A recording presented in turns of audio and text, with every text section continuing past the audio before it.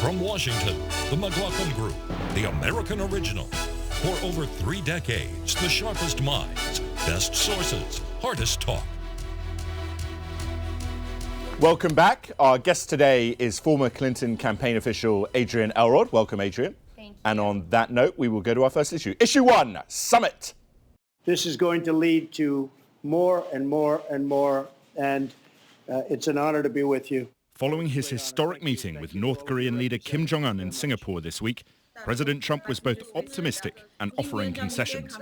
In return for Kim Jong-un's signed commitment to end his nuclear and ballistic missile programs, Trump agreed to suspend U.S. military exercises with South Korea and avoid new sanctions on the North Korean regime. Secretary of State Mike Pompeo, who is now negotiating with North Korean officials towards implementing the agreement, says he expects tangible progress by the end of President Trump's first term. But skeptics say Trump has delivered little more than a document, big on promises, but short on specifics. And note this, the Chinese and Russian governments are now actively breaching United Nations sanctions on North Korea by allowing greater smuggling with that nation. Pat, did Trump get a good deal or a paper-thin deal? Look, you know, a year ago we were talking about the dotard and Little Rocket Man and Fire and Fury being visited on North Korea and nuclear buttons and who's got the larger one. I think Trump deserved tremendous credit for starting us at least down the road to engagement and maybe some kind of coexistence. But I do believe this. The North Koreans, I don't believe Kim Jong-un is going to give up all of his nuclear weapons, and so we're going to come to a crunch. What about ballistic missiles? Look, the key thing, I think, is the nuclear weapons. And I think he will not test any more long-range ballistic missiles. But I think he's not going to give those up. And Pompeo says we're not going to lift any sanctions until it's complete. So I think we're headed for a crunch. But I credit Trump. I think he's dead right for breaking the ice. There's no question we're better off today than we were 6 months ago. But the president gave away the 2 major cards that the United States has to play. One, the summit meeting, which now guarantees Kim Jong-un the presidency for life. And 2, the fact that they're not going to do those exercises anymore. And the president used the phrase war games, which is how the North Koreans characterize them, their military exercises. So we don't know what lays ahead. I'm open-minded. But the braggadocio around this, that the world is now free of the nuclear threat, that will be right up there with Richard Nixon's pieces at hand and George W. Bush's mission accomplished. He's going to regret those words. Adrian, one of the things that's interesting that the Trump people say, which seems to have some credibility, is the idea that President Obama wouldn't have been able to do this because Ben Rhodes, it would have gone through too many layers of bureaucracy. Is this what we've seen here, the Trump factor, that he is really, you know, he gets stuff done. He got there and he's got a deal. Well, yeah, but I mean, let's be clear. I mean, President Obama could have met with Kim Jong-un. Another president, his predecessor could have done that as well. But traditionally, United States presidents don't meet with horrifying dictators, right? So you normally send somebody like Bill Richardson, you send some sort of envoy. Kennedy and Khrushchev. To have the initial meeting. President Trump decided to actually go in there, and we know that they also had a more confined meeting without a bunch of aides to begin with, which I don't think it was exactly smart. I agree with Eleanor. We're certainly better off than we were 6 months ago. I think a lot remains to be seen in terms of what actually happens. I think that, again, anytime you're negotiating with a foreign dictator like Kim Jong-un, you certainly cannot trust anything that he's actually saying will actually happen. Clarence, what is the next step? That's the difference between what they're saying and what's actually happening. What has actually happened? Not much. Yeah. This has been obviously, I think across political lines, everybody agrees that talk is better than war, as Churchill said. But what you have here is really, well, by the way, speaking of Obama, remember how upset people got when he said he would talk to North Korea without preconditions? That is true. Look what's happening here now. Look what's happening here, right? You see, but the fact is, he did give away the most significant concessions beforehand without getting anything in just return. A minute. He wanted to get a photo op. That's what he's got here, because everybody agrees. Oh, isn't this wonderfully better than what we had last year? But I don't think the Koreans are going to hold up their end of the bargain. They never have. Whenever you've given away anything before talks are even I went with Richard Nixon in 1972 to Mao Zedong's China, the greatest mass murderer of all time. Right. And clearly it helped bring China in, and there were concessions made by Nixon going there and things. But was it not ultimately a good thing? Nixon went to see Brezhnev in Moscow, Ceausescu in Romania. I mean, you got to deal with some terrible people if you want to, make a peaceful world and avoid a war. I'm fully in favor of that. In fact, a HuffPost YouGov poll shows 91% of the public agree it was a good idea to talk. Yeah. Of course, but what you get in return, I think you had a substantive progress made. Nixon did not go over there as a first step.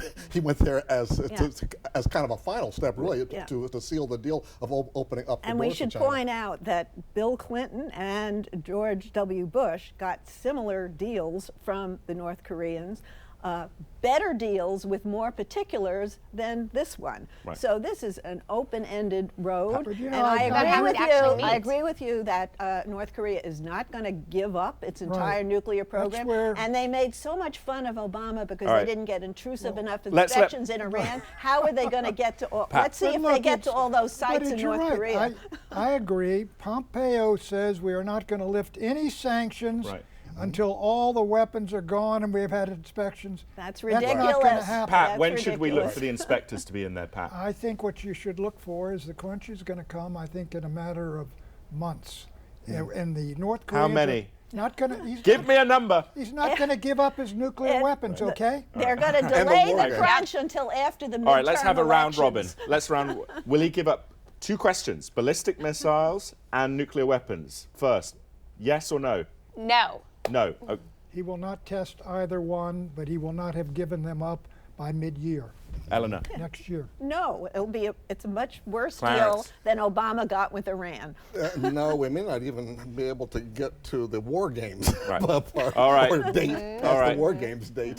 I think if he can stop doing the ballistic missile stuff, give that up, that would be the deal worth taking. Let him keep the nukes. And if he nukes us, we can nuke him. Issue 2, salute. President Trump attracted criticism when North Korean state media broadcast footage of the president saluting North Korea's defense minister at the Trump-Kim summit in Singapore.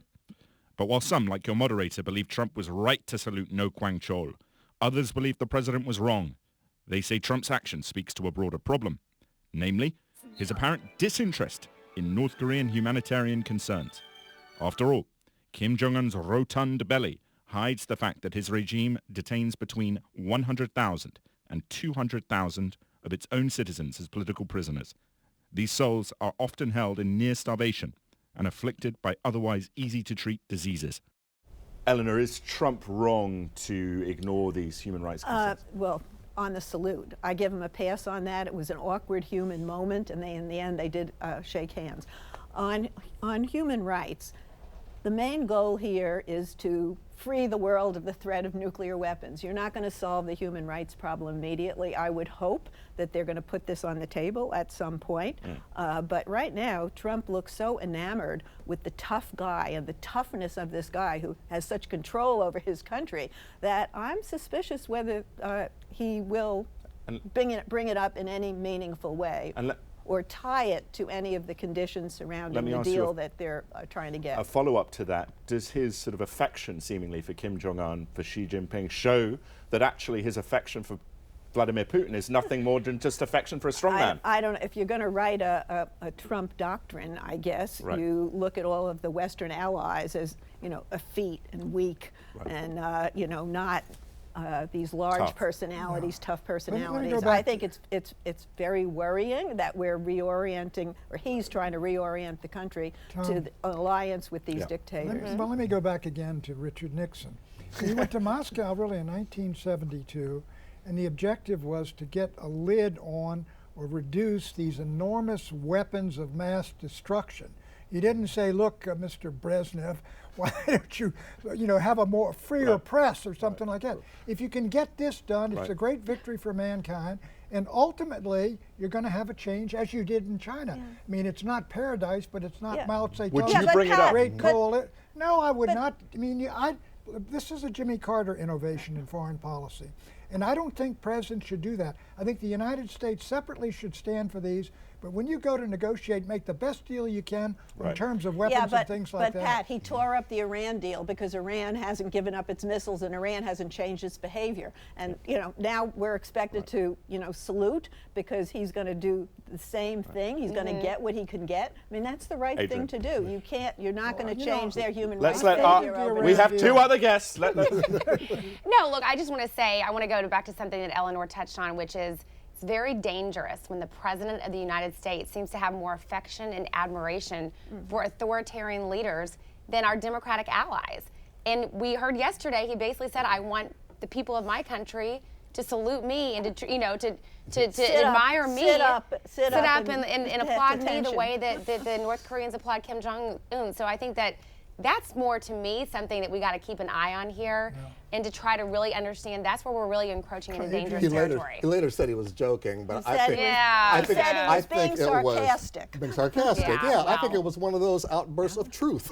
Me too. What boss wouldn't like that? We're dealing here. We have a president now who's never been in public service before as his occupation. He's been in the private sector.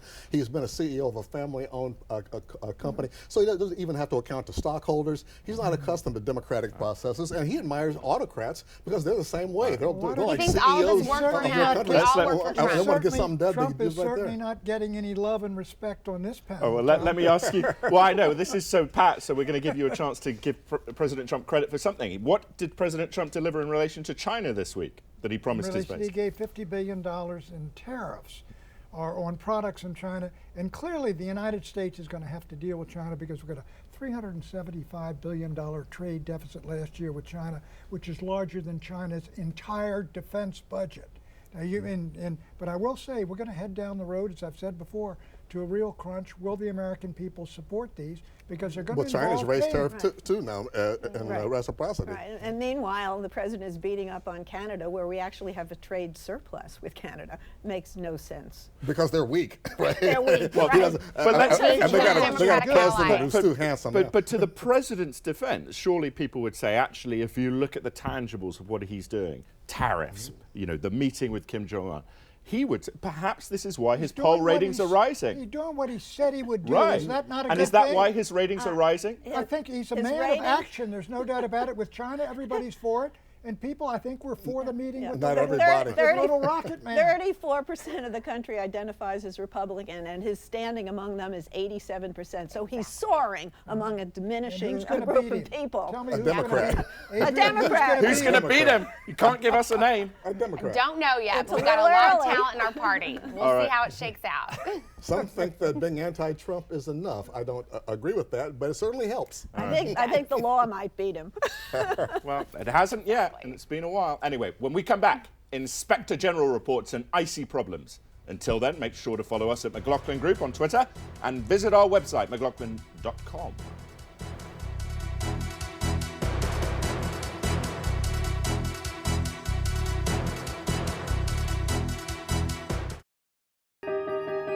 For more than a century, the Greater Washington Board of Trade has focused on growing our regional economy.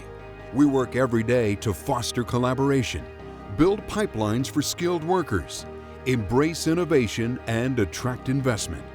We must think, plan, and act as a region to better leverage our shared assets so we can continue shaping and advancing a vibrant regional economy for the next 100 years.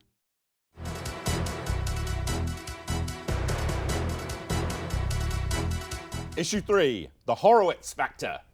Publishing a long-awaited report this week, Department of Justice Inspector General Michael Horowitz criticized former FBI Director James Comey as insubordinate and Obama administration Attorney General Loretta Lynch for poor leadership. Horowitz also says that Comey exercised poor judgment in relation to the FBI investigation of Hillary Clinton's email conduct while serving as Secretary of State. But the Inspector General also found that Comey did not act with political motivation or bias. And in relation to messages between a senior FBI agent and an FBI lawyer assigned to investigate the Trump presidential campaign, the report found, quote, "Our review did not find evidence to connect the political views expressed in these messages to the specific investigative decisions that we reviewed," end quote. The report added, quote, we found no evidence that the department prosecutors were affected by bias or other improper considerations, end quote. Pat, is the president right to say the IG blew it with this report? The IG blew it. No, this is the report on the Hillary Clinton part of the investigation. The other one on the Russiagate comes next, but let me tell you what he's done. He's discredited Comey, and Comey is the star witness in any obstruction of justice. Secondly, it's discredited Comey, McCabe, and Strzok as basically anti-Trump, and those were the three guys that basically ran Mueller's investigation for its first 8 months. You could have something where you got the rotten fruit of a poison tree for which Mueller's not responsible, but he's sitting on. Except for a few stupid emails, none of these people did anything to tilt the investigation for Hillary. And in fact, when you read that report, you realize how hurtful what the FBI did was to the Clinton campaign. And meanwhile, they sat on the information that they were simultaneously investigating Trump campaign's collusion, involvement with the Russians. So the American people went to vote in November, believing that one candidate had been cleared and not knowing that the other candidate was under investigation. And it was Trump that was under investigation, not Hillary. It's a huge disservice to the Clintons and to the country. Adrian, from President Trump's supporters' perspective, though, you read these messages, we're not going to let him in, why are we even interviewing Clinton, a case agent? Surely there is evidence there to suggest that the bias was real. No, well, first of all, let's remember that Hillary Clinton, in my view, largely lost this election because Comey reopened the investigation into her emails only to close 12 days before the campaign, only to close it 2 days before the campaign. We were up 8 points nationally 12 days out when that investigation was reopened. We sunk down and leveled that at 3 points, and of course we all know what happened on Election Day. So in my view, Comey really was responsible for us ultimately losing the election. As for the Strzok text, the text messages between Strzok and Page, not helpful to the cause, right? As the IG report indicates, they don't believe, the IG does not believe that actually had any sort of influence, their text messages on the way that they handled the investigation.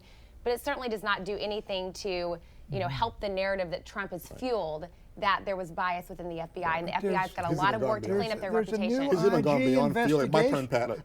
He's even gone beyond fuel. He's even gone beyond fueling. He's gone into creating fantasy. First thing Trump said was no collusion. I've been exonerated by this report. He didn't even mention in this report. He's got but he's not confused. He knows that his listeners, his base, here's what he has to say. They aren't going to read this report. And Pat's right. There you see. Once again, Pat's turn. Pat's turn. Clarence, your agitation tells me that this is good for Trump. Well, I'm an inside agitator, not an outside agitator. Let's be clear on that, okay? But I think Adrian is right. I don't know whether it was decisive, but clearly Hillary was hurt by that, 10 days beforehand, because a lot of Trumpistas were cheering, and I'm aware of that. Right, and there's going to be an asterisk next to this election because this election was unfairly won by Trump, which is why he's so agitated. But a lot of things happen, Eleanor, in campaigns. Yeah, but that election was clearly interfered with in the final days by Comey's announcement. And the presidency of Donald Trump is being interfered with by Mueller. It is being interfered with by Mueller because it's under investigation. And you're clearly agitated because this undermines. I'm smiling in a sarcastic way. But let's have one rejoinder here. Clarence, isn't a real reason Hillary Clinton lost, sorry Adrian, that she didn't go to Michigan enough? Oh, you're reading my mind once again, Tom. I hate to be a party pooper of my Democratic friends, but I'm convinced that the fact that she didn't go out and campaign in critical states was what cost her the election, and it's a mistake Democrats cannot make again. It was 78,000 votes in 3 states. Right. You could fit that number of people into a good-sized football stadium. And into how you get into the White House. The Comey impact had a real effect, and I think you can't deny that. Well, I also want to compare that to the number of visits she actually made to Michigan, Wisconsin, and Ohio. Yeah, Trump's tremendous strategy, of course, added to it. Go ahead. But Pat, what comes next from this, though? See, the second thing is This was a Hillary investigation. I basically agree that Hillary was damaged. The next investigation by the IG that's going to come out is the origins of the Russiagate investigation. Right. And the three top guys at the FBI have been discredited, and Mueller inherited it. This is good news down the road for Donald Trump. Issue 4, a problem of ice. The scientific journal Nature reported this week that 200 billion tons of ice, 3 times higher in amount than in 2012, are melting into the oceans each year, led by Professor Andrew Shepard and endorsed by NASA. The scientists responsible for the journal report say that the rate of melting has led to 6-millimeter annual increases in sea levels. Most, but not all, environmental experts put the blame on human-caused global warming. Adrian, is this an alarm bell against human-made global warming or another alarmist report from liberal fanatics? No, I think it's, I wish it was the latter, but I think no, absolutely it's an alarm bell. We're seeing global warming escalate year after year. We have a president in the White House now who does not care at all about global warming. We have an EPA administrator who is reversing all kinds of regulations that are adding to this trend. So yes, of course, this is not just liberals raising the alarm bell. This is a global issue, and the United States has pulled out of the Paris Treaty. Yes. Clarence. I agree. The fact is, climate does change. Everybody agrees on that. The question is how much the humans have to do with it. And there's a preponderance of evidence and a preponderance of climate scientists who say humans do have something to do with it. I don't see any reason to deny that, especially with 7 billion people now on the planet and growing. When you introduced ICE, I thought it was about the immigration crisis, right. which is a self-imposed crisis that's right before our eyes. And I didn't want to let the show go by without acknowledging the horror of that. But in terms of climate change, it's a slower moving crisis, which 100 years from now will have devastating impacts on cities, coastal cities, on the population. And the fact that this president just willy-nilly wants to revive the coal industry, is overturning regulations, it's head in the sand. That's what I'm saying. You know, right. With regard to Eastern Antarctica, some scientists say it hasn't been reduced in size in millions and millions of years. Secondly, carbon dioxide in the United States is diminishing each year. The problem with that comes from China and India. Third, we've had these catastrophes before. There was the Club of Rome, we're running out of oil. Right. It was nuclear winter. There's Marx saying, you know, we're going to have constant revolutions. There's Malthus saying, you know, population is going to exceed, we're all going to starve to death. They've all been proven wrong. Behind this, I'm sure it's truth, but there's also a racket. There are elites who put these catastrophes out there and say, give us your money and give us the power. Yeah. Let me ask, I want to ask your problem. Eastern Antarctica, which you just mentioned, is a tiny part of that whole No, scene. it's a big part. Second of all, I think, no, it's very remote and it's very hard to get numbers there. And everywhere else, the ice is melting at 3 times the rate it was a decade ago. Maybe we should get the ark ready. Pat, what about ice in Eleanor's point, in the United States, ice in America? I think that has not been properly explained. You got guys coming across the border, breaking the law. You lock them up, and you got to find a place for their kids. I agree. It is a public relations disaster. On that ice. Yeah, look, I've got a lot of issues with the way the Trump administration is dealing with these kids. Number one, you don't separate them from their parents, right? Number two, you don't put them in essentially what is a jail cell. I mean, these kids are incarcerated. But isn't part of this about protecting them from sex offenders in these facilities? That's happened before. Sure. No. Okay, well, I look, but I don't think that is pertinent to this. I think what we're talking about here is the fact that these kids are being unfairly taken away from their parents, who are seeking asylum, by the way. They're not immigrating illegally here. They're seeking asylum from horrific conditions in Central America. Well, they're crossing the border illegally. Their children are being taken away from them. It's not illegal. Exactly. That's how you seek asylum. You come to the border and you tell them, we need asylum. And so what Sessions kids are being taken away. They've been locked up here. Mexicans persecuting them? No, I'm talking about people. These are not coming from Mexico. They're coming from the 3 Central American countries. How do they get across into the United States? Mexico is deporting a lot of them, but some of them do make the journey. Well, send them back to Mexico. Mexico is sheltering some of them. You don't want to condemn people. Speak up for the president, Pat, because you're outnumbered. I think, the president realizes that you've got a public relations problem because the perception is so he's blaming they're being the mistreated. I don't believe it. They ought to have journalists down there in there looking at it, because they got them separated, and there's no doubt that they're, in a confined situation. All right. But it's not a prison, it's not a jail. Journalists are down there. There was a picture on the front of the New York Times this week that upset a lot of people, where a little 2-year-old girl is crying while her mother is being frisked, All right. and they're about to be separated. All right. That's what people are seeing. Well, and that's what We have to go on. We've run out of time. We'll be right back with predictions.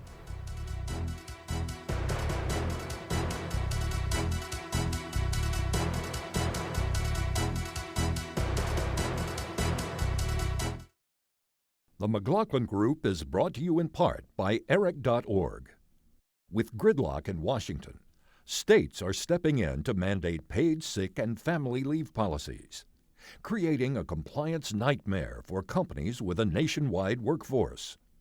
The ERISA Industry Committee is fighting back. Learn how we can help your company at Eric.org. For more than a century, the Greater Washington Board of Trade has focused on growing our regional economy. We work every day to foster collaboration, build pipelines for skilled workers, embrace innovation, and attract investment. We must think, plan, and act as a region to better leverage our shared assets so we can continue shaping and advancing a vibrant regional economy for the next 100 years.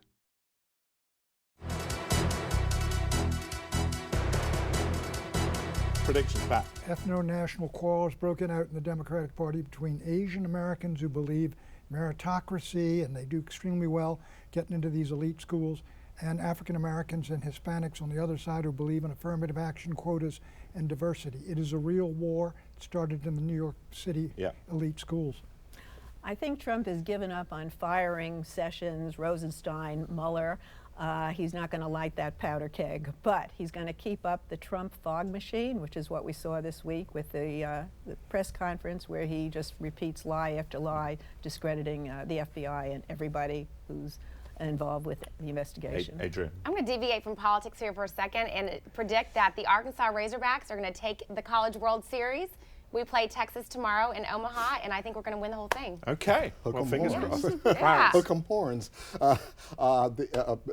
President Trump wants to invite Vladimir Putin to the White House, and his staff advisors have been saying, don't do it, don't go near it during the Russia investigation, etc. But because of his success with Singapore and North Korea, he plans to do it. Okay, you think he'll do it? Expect it to happen this summer. All right. July. I predict that North Korea the diplomacy with North Korea will fail. The US will have to pick between using force to stop North Korea's ballistic missile program or learning to live with that program.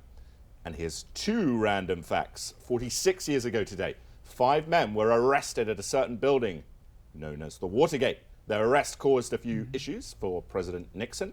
Second fact, 243 years ago today at Bunker Hill, 1,000 Americans dashed the British Army's aspirations of a rapid victory in the Revolutionary War. On that note, thank you very much, panelists. And thank you for watching. Make sure to visit McLaughlin.com, where you can watch this show and all other shows. Do not forget to recommend us to your friends and tell them that we're back on the air. And on that note, we shall say bye-bye.